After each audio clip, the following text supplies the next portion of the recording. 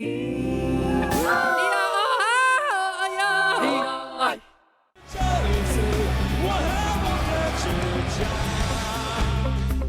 legendary Taiwan rock band becomes the center of a cross-strait election spat.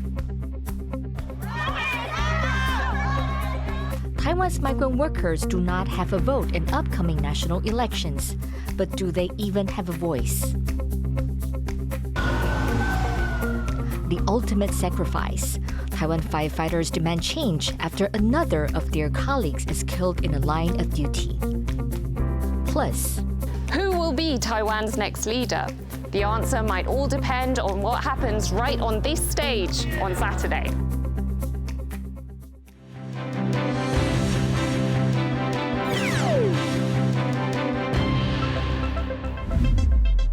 a warm welcome to TaiwanPlus News. I'm Betty Chen. Taiwan's presidential candidates are speaking out against China's attempts to pressure a Taiwanese musical group. It comes after Reuters reported that rock band Mayday had refused requests from Chinese media to voice support for Beijing's claims on Taiwan. In response, Chinese officials later threatened to fine them for lip-syncing during a tour in the country. Taiwan's presidential candidates say it's evidence of China's attempts to influence voters ahead of Taiwan's elections. To better understand China's pressure on Mayday, Hu spoke to Chen Hong, a professor of political science at National Chen University in Tainan. As Taiwan's elections are approaching, we've seen reports of a number of tactics from China to interfere. So why Mayday? This is kind of a soft power that the Chinese authority want to enhance. This kind of soft power is not only about to pressurize the Taiwanese pop singer, but also the influencers on social media, and also the disinformation employed by the Chinese authority. So I guess this is inevitable that they really targeted popular, brand like Mayday, because they understand they will create the expected media effects. How has China used pop culture in the past? Is there a precedence or a pattern of this happening? I guess this is kind of a united front work that Chinese authority has long used since Taiwan began our own election back to last century. So internally for Chinese authority, they want to strengthen that kind of patriotism that Taiwan is inseparable part of China. But on the other hand, they want to also to set a pop idol model for young Taiwanese youth that, see, your pop singers do love China, and they claim themselves as, or that identify themselves as part of Chinese, Chinese community. We saw a similar situation during the election in 2016, which involved a young K-pop star who had waved a Taiwanese flag. How does this compare to that? Of course, for the Chinese authority, they really want to create an impression that not only pop idols, singers, or artists, or businessmen are longing for reunification, and our social media as well as media has repeatedly revealed that this is part of their propaganda work. So I don't believe it is going to work anymore. That was Hu speaking with Chen Hong, professor at National Chen University in Tainan. As election day looms, people are looking closely at candidates' policies to decide who to vote for. Here at TaiwanPlus, we'll be exploring the real issues.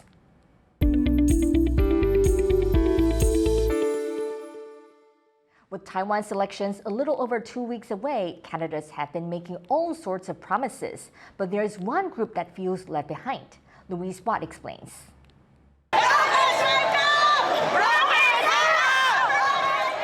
Jennifer Gilalis-Villarus is frustrated at the way migrant workers like her are treated in Taiwan. She's protesting ahead of elections that will decide the country's next president and legislature, hoping something will change. Because migrant workers cannot vote here, so we're doing the rally to have our voice to listen by the government. A domestic helper from the Philippines, Villarus, stands with other migrant workers calling for an end to what they see as unfair labour practices and discrimination. And how they're treated here has become an election issue, because tens of thousands more are needed to keep the economy going. Migrant workers make up 3% of Taiwan's population. Coming mostly from Indonesia, the Philippines and Vietnam, they work in factories and the semiconductor industry that powers Taiwan's economy.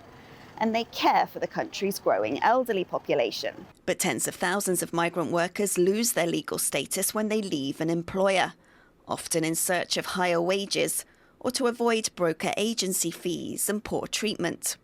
Ho Yo-i, the candidate for the main opposition party, the Kuomintang, has proposed an amnesty for them, promising they would not be fined or deported to ease Taiwan's labour shortages. Another opposition candidate, Ko Wen-je, says migrant workers should be able to get a new job within the same industry. But the ruling Democratic Progressive Party's candidate, Vice President Lai Ching-te, is focused more on attracting foreign professionals to help improve Taiwan's competitiveness, mostly Westerners who don't face frequent police checks like workers from Southeast Asia. Observers say whoever wins the election in January, how migrant workers are treated could affect Taiwan's relations with Southeast Asian nations. It's more important, I think, just from a civil rights perspective for people to be treated well. But yes, it does have a knock-on effect on the image of the country. Activists aren't holding out much hope for better treatment, but say a democratic society needs to look after all its members. No matter which parties, they care nothing about the migrant workers issue. So we don't really expect anything from the candidate or the election. If we don't take care of the minority, if we don't pay attention to the rights of the minority, the society won't be at all equally. A strong economy is a priority for all the presidential candidates. And for that, they need migrant workers to fill the gaps in the workforce. So even without the ability to vote, the voices of those who come to make their living in Taiwan count. Luffy Lee and Louise Watt for TaiwanPlus. That's the end of our series looking at the real issues. You can find the other episodes on the TaiwanPlus website. Join us again next week when we turn our attention to the China factor in Taiwan's upcoming elections. Taiwan faces a chronic lack of power, so energy is a big topic in Taiwan's upcoming elections. And one of the most divisive fuels is nuclear. Sally Jensen spoke to Nate Maynard, an environmental consultant based in London, about nuclear power on Taiwan's ballot. Can you tell us what the deal is with nuclear energy in Taiwan's upcoming elections? Nuclear energy seems to always be an issue with Taiwanese elections. There's been 2 referendums where people have voted actually in favor of supporting nuclear energy in Taiwan, and it continues to be a divisive issue amongst voters. The DPP tends to support renewables and has a new net zero target, which does not feature nuclear and instead features hydrogen and carbon capture and sequestration, which is perhaps equally controversial. Whereas the KMT, the Blue Party, wants a reboot of nuclear and to, I believe, develop new nuclear projects in Taiwan. Why is nuclear such a divisive issue here? I don't feel like we really have a scientific debate around nuclear in Taiwan. For one reason, even the nuclear-free homeland policy to discontinue nuclear in Taiwan in 2025, that's kind of the retirement date for many of the nuclear reactors in Taiwan anyway, or it's almost there. So, and then in terms of just restarting nuclear 4, as proponents have advocated, that's also not really feasible. It feels like a wedge issue that the political parties are using to galvanize support, but it's not really like an academic discussion of, is this the right pathway for Taiwan? There's a significant minority of people who support nuclear in Taiwan. Can you tell us where this stems from? There's a big online effort for people to support nuclear, and a lot of nuclear advocates, are kind of becoming semi-influencers at this point, and I think Taiwan's no exception. Part of it probably has to do with a lack of maybe familiarity with the development of nuclear. Nuclear energy has been around more than 70 years, and We've seen numerous attempts at trying to develop nuclear with small modular reactors that has kind of not gone well every couple decades. So I think that this new generation is learning about nuclear again and will probably come to the same conclusions that the older generations have, which is that it's fine. It's a clean base load energy source, but it takes a really long time to develop and it's really expensive. And with climate change, we just don't have time for that. So if not nuclear, what other forms of energy could Taiwan be looking to harness? Solar is in some places is the cheapest form of energy we've ever produced, and offshore wind is also extremely cheap. So between solar, wind, batteries, and energy efficiency, we can actually go quite a long way to decarbonizing. That was Sally Jensen talking to Nate Maynard, an environmental consultant based in London. The three candidates vying to become Taiwan's next president will hold their first live televised debate on Saturday. Sally Jensen went to the venue to see what we can expect. Right here on this stage is where the showdown will happen between Taiwan's presidential candidates in a debate on Saturday. Broadcast live on local television, the three candidates, Lai Ching-te of the ruling Democratic Progressive Party, or DPP, who is currently leading in the polls, will face up against Hou You-yi of the Kuomintang and the Taiwan People's Party's Ke Wen-je. And the three candidates will have 5 questions put to them by local media. And they will have the chance to respond to those questions, and not just that, but also respond to one another's policy platform and counter each other, which could lead to some verbal clashes between the candidates. And we've already seen a few of those in the last 3 presidential candidates' policy forums, with the DPP advocating for a tougher stance on cross-strait relations on its neighbor China, which claims Taiwan as part of its territory, and the KMT pushing for a softer approach with relations with its neighbor. They're also likely to talk about domestic issues such as housing, the cost of living, nuclear energy, and crime. And this will go on for about 2 hours. And there's also another debate on Monday between their running mates, the vice presidential candidates. The format of the debate on Saturday may mean more barb trading between the candidates, and it will likely attract a lot of media scrutiny, but it's unclear yet how much the debate will affect who Taiwan chooses as its next leader. Scott Huang and Sally Jensen in Taipei for TaiwanPlus. TaiwanPlus will live stream the presidential debate on Saturday with live English interpretation. Watch the debate on TaiwanPlus.com starting at 2 p.m. Taiwan time. Taiwan's stock market has ended the year on a high. On the last day of trading for 2023, the TAIEX closed at over 17,900 points, its highest close of the year. AI and optoelectronics related stocks helped push the market to that level. The TAIEX grew almost 3,800 points in 2023, the second highest annual growth in its history. Another firefighter has died in a line of duty in Taiwan, the latest in a series of deaths this year. Frustrated by government inaction, firefighters are calling for justice. Tiffany Wong reports. Smoke billowing out of an illegal dormitory in the industrial city of Hsinchu in northern Taiwan. Responding to the call, firefighters managed to put out the blaze, but lost one of their own. 29-year-old Brigade Captain You Shanghua had rescued 4 people from the fire before re-entering the building to check for others. When he was found, his mask was removed and oxygen tank empty, with no vital signs, and was pronounced dead at the hospital. 往别的地方去逐室搜寻嘛，那就不知道为什么后来在几分钟后，这土地声在作响，因此我们要启动在搜救的动作，后来就造成这个不幸的这个意外。 Taiwan has seen 44 firefighters die in the last 10 years. This September, in the southern city of Pingtung, a factory which illegally stored flammable materials caught fire, killing 4 firefighters, sparking rallies across the nation for better enforcement of safety regulations.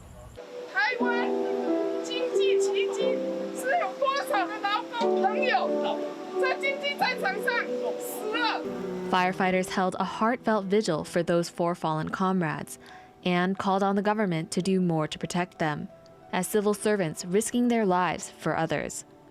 But firefighters are frustrated by yet another tragedy so soon after, and say that these accidents are preventable as long as safety protocols are enforced and manpower is regulated, measures they're calling to be cemented in law. 不要只是做半套，执政党是认为治安的部分放进消防法就可以了，但是呢，这不是基层想要的。基层想要的是全面适用治安法，或者是你至少让我在公务人员的保障法里面有治安的相关条文。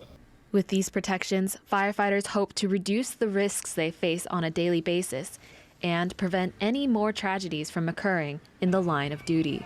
Chen and Tiffany Wong for TaiwanPlus. A creek in eastern Taiwan has seen an ecological transformation, with many species making a comeback thanks to government conservation efforts. Laurel Stewart takes a look at this wildlife success story.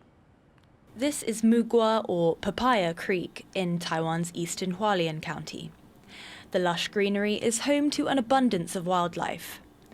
The area has seen an ecological transformation after the local water resources department started using greener construction materials and streamlining conservation projects. 因为我这边这个生态园区啊，我这边一直是活动区啦，这代表做教育区，我这边主要要做的生态园区。 Local biodiversity had been threatened by overdevelopment and a historic drought earlier in the year. Key species were becoming a rare sight. But now, masked palm civets, crab-eating mongooses, Reeves's muntjacs, and various species of fish, shrimps, and crabs are all making a comeback. 指标像说，菊石四溪季的部分像是日本秃头鲨等等我想这个部分随着这个环境保护的部分可以感觉发现说，那现在好像有逐渐增加的一个。 Officials are also trying to increase efficiency, communicating across local government departments to save on costs and avoid overlap. 大家透过一些平台会议的沟通，知道说，这个点有哪几个单位会有一些经费的挹注，那大家能够透过这个协调合作的方式，让很多东西就能够钱花在刀口上。 These restoration efforts are not limited to Papaya Creek.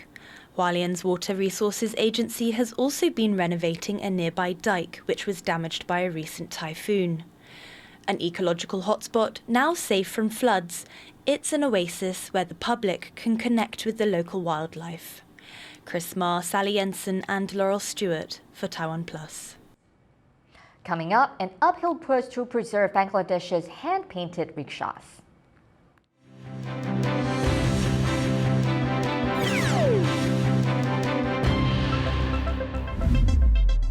Taiwan is debating its future, and for the first time ever, you can watch in English.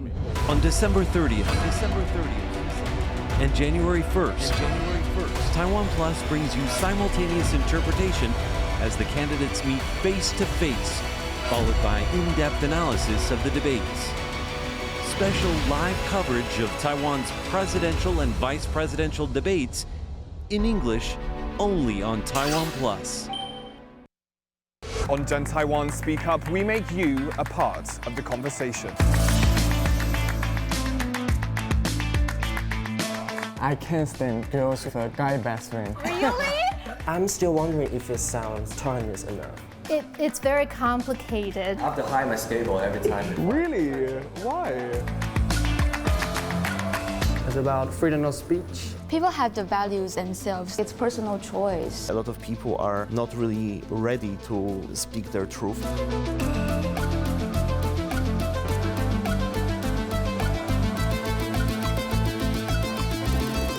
Gen Taiwan.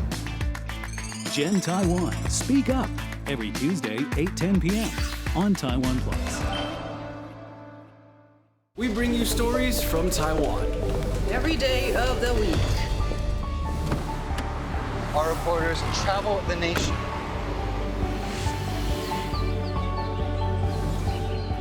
Exploring the issues that matter to you. News from here in Taiwan and around the world. What's up, Taiwan? On TaiwanPlus. For more stories from here in Taiwan and around the world, Download the TaiwanPlus app.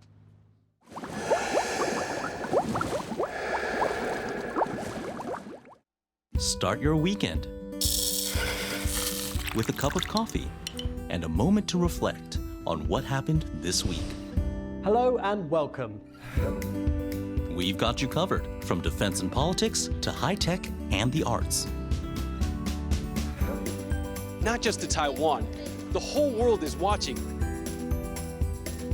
You make the coffee, we make the news. Here's what happened on TaiwanPlus.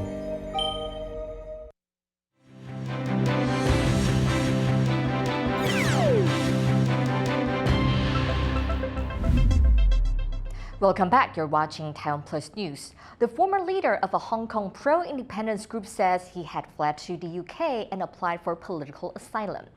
Tony Chung spent more than 2.5 years in prison after being convicted under the territory's national security law imposed by China. He says national security police officers continued to pressure him to become an informant after his release in June this year. Chung was imprisoned when he was 20. He says he now hopes to continue his studies and contribute to Hong Kong from exile. Police in South Korea have defended their handling of a drug investigation involving late actor Lee Sung-kyun. The 48-year-old who starred in the Oscar-winning movie Parasite was found dead in a car on Wednesday. Lee's death followed weeks of intense investigation into alleged drug use. One police interrogation lasted 19 hours. Police say they followed procedure in Lee's case. 고인에 대한 수사는 구체적인 제보 진술과 증거를 바탕으로 법적 절차에 따라 진행하였습니다. Taiwan's Transportation Ministry says it's unlikely to hit a target of reducing traffic deaths by 5%. That's after nearly 300 people died on Taiwan's roads in October, an over 9% increase from the same month last year. 32,000 accidents and 48 pedestrian deaths were reported that month. Taiwan has been described as a pedestrian hell by Western media. Around 3,000 people die on the country's roads each year. Officials have set a goal of 0 traffic deaths by 2050. A colorful mode of transport in Bangladesh is in danger of fading away. Louise Watt reports. 72-year-old Shahid Ullah has been riding handmade rickshaws around the Bangladeshi capital, Dhaka, for about 50 years. It's a colourful way to get around, and it's a tradition that goes back generations. চলাফেরা ঢাকার শহরের ভিতরে আগে তো বড় করে কোনো প্যারাবেট কিচ্ছু আসলে না রিক্সাই ছিল রিক্সা ঠেলা গাড়ি এরই ছিল But Ullah's trade and the striking art and designs are disappearing as people switch to cars and buses and motorised Chinese-made rickshaws, which are faster and seen as earning a quicker return. Added to this, fewer young people are learning how to create and paint rickshaw art. নেক্সটে যদি এরকম অবস্থা থাকে তাহলে তো vanish হয়ে যাবে থাকবে না কারণ হলো কেউ শিখতে দেয় না তো বাচ্চাদের আগে তো মা বাবা আসতো বাচ্চা নিয়ে যে আমার বাচ্চাকে শিখান আপনি 10,000 টাকা রাখেন 20,000 টাকা রাখেন আমি এই টাকা দেবো আপনার বাচ্চাকে শিখান তো এখন ওই জিনিসটা তো নাই কারণ হলো দেখে যার কাছে দিমু ওই তো না খায় তা আমার ছেলেকে না খাওয়ানোর ব্যবস্থা হিকামুন কি Offering hope to some who want to see the tradition continue, the UN's cultural agency, UNESCO, is adding Bangladesh's rickshaws and their art to its list of intangible cultural heritage, saying they're a key part of Dhakar's cultural tradition and a dynamic form of urban folk art. But while many want to keep their wheels turning, they're up against not just modern transport, but also rising costs. অনেকগুলো কম থাকার কারণ হলো যে রিক্সা জমা বাইরে গেছে বা আবিষ করতে অনেক টাকা পয়সা লাগে ওই হিসাবে মালিক গাড়ি আবিষ বালিশ করে না অনেমনি রং করে গাড়ি ছাইড়া দেয় এই কারণে এই ছবিগুলো খুব কম দেখা যায় While many hope these traditional rickshaws continue to brighten Bangladesh's capital, the decades-long form of transport is in danger of coming to the end of the road. Klein Wong and Louise Watt for TaiwanPlus.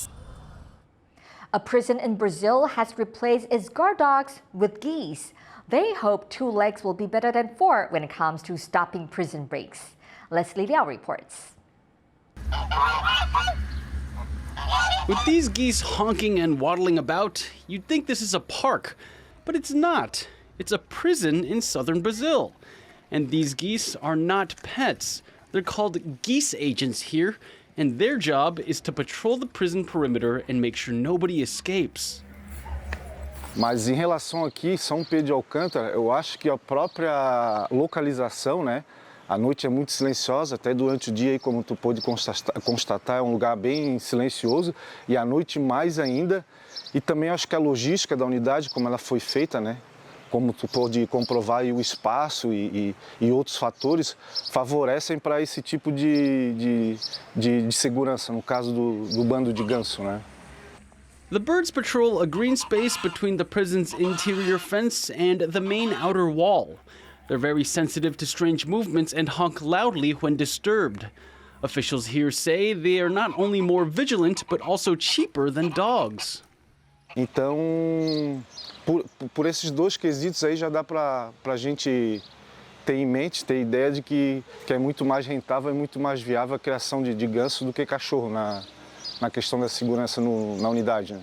These feathered friends are tougher than they look, and prisoners do not want to mess with them. Leon Lin, Sandy Chi, and Leslie Liao for TaiwanPlus. Thank you for watching TaiwanPlus News. Finally today, we leave you with images of the 55th International Sahara Festival in the Tunisian city of Duz. I'm Betty Chen. Take care and see you next time.